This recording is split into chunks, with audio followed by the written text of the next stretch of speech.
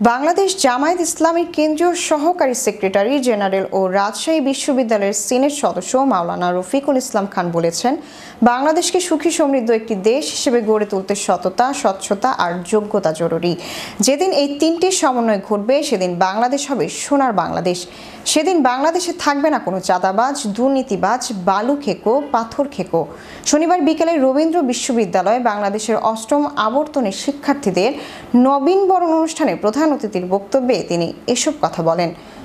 বিশ্ববিদ্যালয়ের একাডেমিক ভবন ৩ এর মিলনায়তনে ইসলামিক ছাত্র শিবির রবীন্দ্র বিশ্ববিদ্যালয় শাখা আয়োজিত নবীনবরণে বিশেষ অতিথি হিসেবে উপস্থিত ছিলেন ইসলামিক ছাত্র শিবির কেন্দ্রীয় প্ল্যানিং ও ডেভেলপমেন্ট সেক্রেটারি রিয়াজুল ইসলাম, ইসলামী ছাত্র শিবির সিরাজগঞ্জ জেলা শাখার সভাপতি আব্দুল আজিজ, সেক্রেটারি রেজাওয়ানুল শোয়েব, শাহজাদপুর উপজেলা জামায়াত ইসলামের আমির অধ্যাপক মিজানুর রহমান।